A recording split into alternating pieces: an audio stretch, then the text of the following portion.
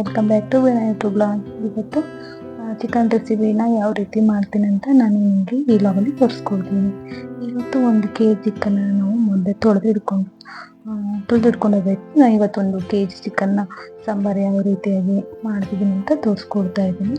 ಒಂದು 3-4 ಮೆಂಬರ್ಸ್ ಕೂಡ ಊಟ ಮಾಡ್ಬೋದು. ಸೊ ಇವಾಗ ಬಾಣಲೆ ಇಟ್ಬಿಟ್ಟು ಅದರಲ್ಲಿ ಆಯಿಲ್ ಹಾಕೋಣ. ಅಂದರೆ ಎಲ್ಲ ಪದಾರ್ಥಗಳನ್ನ ಮೊದಲೇ ಹುರಿದಿಟ್ಕೊಂಡ್ರೆ ತುಂಬಾ ಚೆನ್ನಾಗಿರುತ್ತೆ. ಹಾಗಾಗಿ ಈರುಳ್ಳಿನ ಒಂದು ರೆಡ್ ಕಲರ್ ಸ್ವಲ್ಪ ಬ್ರೌನ್ ಕಲರ್ ಆಗಿ ಬರೋ ತನಕ ಸ್ವಲ್ಪ ನಾವು ಅದರಲ್ಲಿ ಎಣ್ಣೆಲಿ ಹುರ್ಕೋಬೇಕಾಗುತ್ತೆ. ಸಾಂಬಾರು ಕೂಡ ತುಂಬಾ ಟೇಸ್ಟಿಯಾಗಿರುತ್ತೆ, ಟೇಸ್ಟಿಯಾಗಿ ಬರುತ್ತೆ. ಮತ್ತು ನೆಕ್ಸ್ಟ್ ಡೇ ಕೂಡ ನಾವು ಹಿಡ್ಕೊಂಡಾಗ ತುಂಬ ಚೆನ್ನಾಗಿರುತ್ತೆ. ಇವಾಗ ರೆಡ್ ಚಿಲ್ಲಿ ಅಂದರೆ 4 ಗುಂಡು ಮೆಣಸಿಕಾಯಿಗಳನ್ನ ಹಾಕ್ಕೊಂಡಿದ್ದೀನಿ. ಇದನ್ನು ಕೂಡ ಅಷ್ಟೇ ನೀಟಾಗಿ, ಮತ್ತು ಬೆಳ್ಳುಳ್ಳಿ,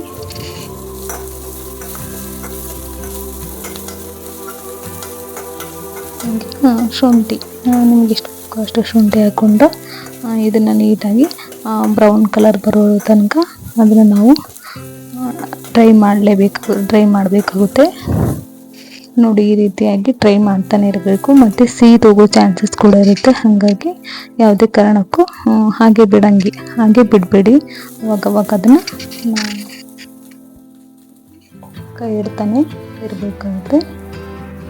ಇವಾಗ ಒಂದು ಸ್ಪೂನ್ ಜೀರಿಗೆ ಹಾಕೊಂಡ್ಬಿಟ್ಟು ಮತ್ತೆ ಅದನ್ನು ನಾವು ಈಗ ಕೊತ್ತಂಬರಿ ಕಾಳು ಇಷ್ಟನ್ನು ನಾವು ಲೋ ಫ್ಲೇಮಲ್ಲಿ ಇಟ್ಟು ಹುರಿಬೇಕಾಗುತ್ತೆ. ಈ ರೀತಿ ಹುರಿದು ನೋಡಿ, ಇವಾಗ ಒಂದು ಸ್ವಲ್ಪ ನೋಡಿದಾಗ ಬ್ರೌನ್ ಕಲರ್ ಬರುತ್ತೆ. ಸದ್ಯಕ್ಕೆ ಒಂದೊಂದು ಪದಾರ್ಥಗಳನ್ನ ಬಿಟ್ಟು ಹಾಕೋದ್ರಿಂದ ಸೀದೋ ಚಾನ್ಸಸ್ ಇರಲ್ಲ.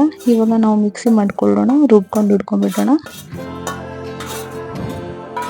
ನೋಡಿ, ನಾವು ಹುರಿದಿರ್ತಕ್ಕಂಥ ಎಲ್ಲ ಪದಾರ್ಥಗಳನ್ನ ಮಿಕ್ಸಿ ಹಾಕೋಬೇಕಾಗುತ್ತೆ. ಇದೇ ರೀತಿಯಾಗಿ ನಾಟಿ ಕೋಳಿ ಸಾಂಬಾರು ಕೂಡ ಇದೇ ರೀತಿಯಾಗಿ ಮಾಡಿದ್ರೂ ತುಂಬಾ ಟೇಸ್ಟಿಯಾಗಿ ಬರುತ್ತೆ.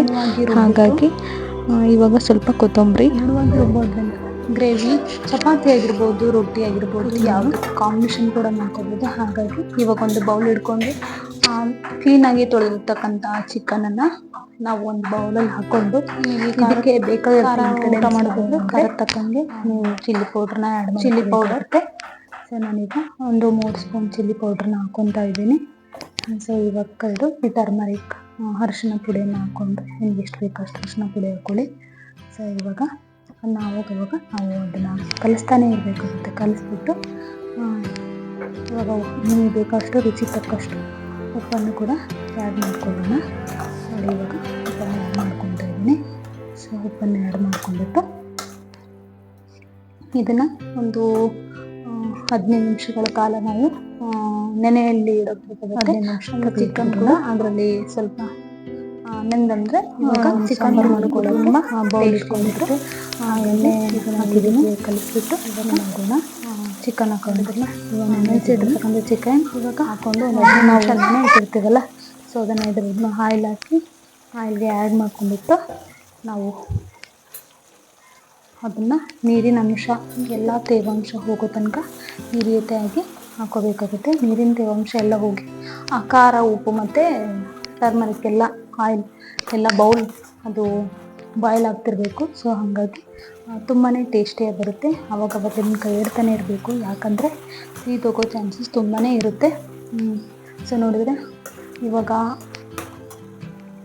ಖಾರದ ಪುಡಿ ಆಗಿರ್ತದಲ್ಲ, ಹಾಗಾಗಿ ಸೀದೋಗೋ ಚಾನ್ಸಸ್ ಕೂಡ ಇರುತ್ತೆ.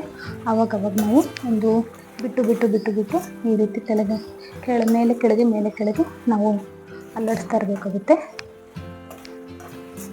ನೋಡಿದ್ರಲ್ಲ, ಈ ರೀತಿಯಾಗಿ ಅಲ್ಲಾಡಿಸ್ತಾ ಇದ್ದೀನಲ್ಲ, ಹೀಗೆ ಮಾಡ್ಕೊಳ್ಳಿ.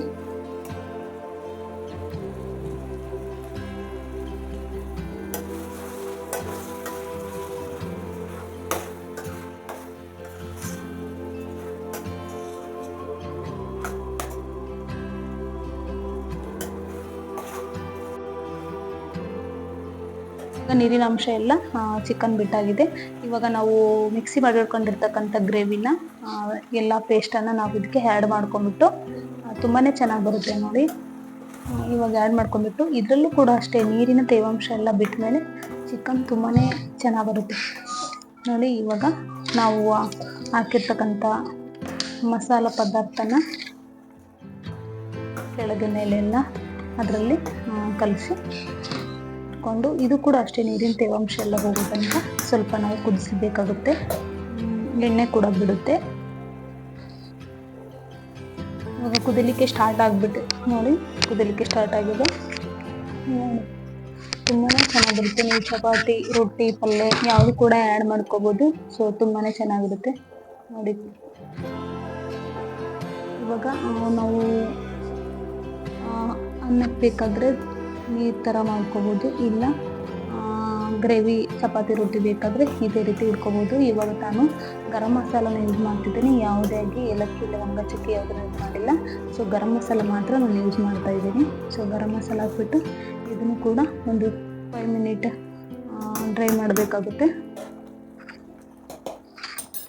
5 ಮಿನಿಟ್ ಆದಮೇಲೆ ನಾವು ಯಾವ ರೀತಿಯಾಗಿ ಕನ್ಸಿಸ್ಟೆನ್ಸಿ ಬೇಕಂತ ನೋಡ್ಕೋಬೋದು.